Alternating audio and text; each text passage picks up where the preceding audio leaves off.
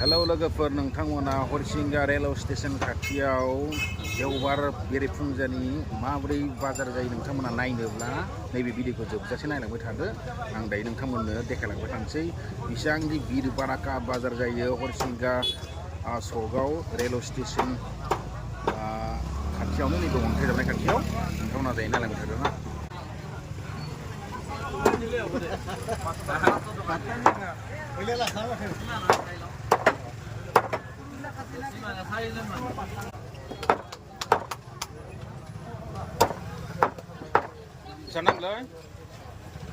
KG 300 KG 450। अरे कहना क्या चाहते हो? नंमारगौ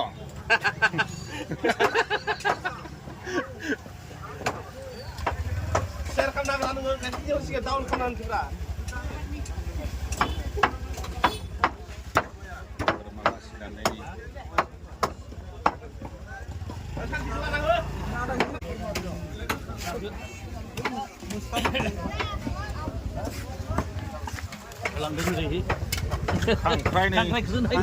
खासियाव होनना बुङोलै बेखौ।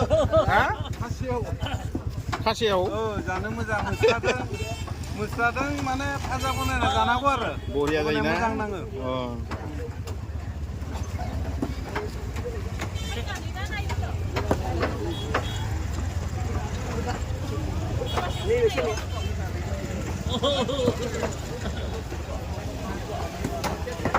लाबोनो लाखो मा भावनानि बर' आइजोफ्रा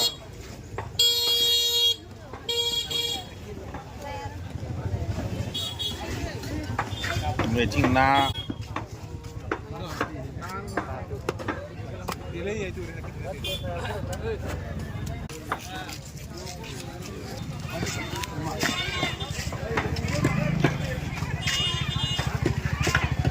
फाननाय बायदि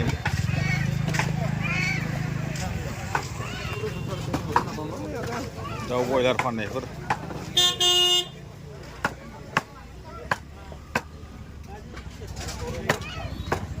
मैगं फाननाय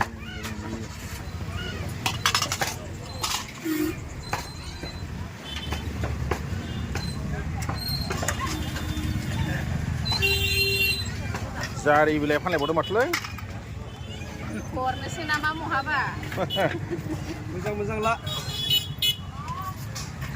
बेलाय मा बिलाय मा बुङो बेखौ नैबेखौ बेखौ पटलसो बियो माथो बिलाइजार माथो ना नै खिफि बेन्दों बावदों खिफि बेन्दों साम' जोगोनार बिजौ बेलाय मा बुथुवा ना मामोन बेखौ खुथुना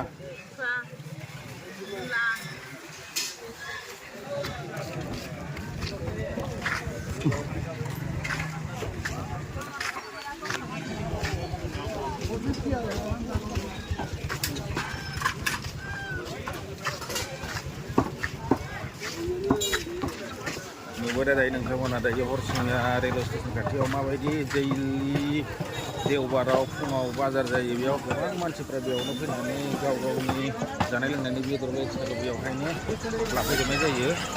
नोंथांमोना दायो नुनो मोनबाय आरो नोंथांमोना बोरमा जानो ना जानो बेयाव गासैबो मोनजोबनाय जायो। लांफैबानो जाबाय, मैगं थाइगंबो गोबां मोनजोबखायो बेयावनो।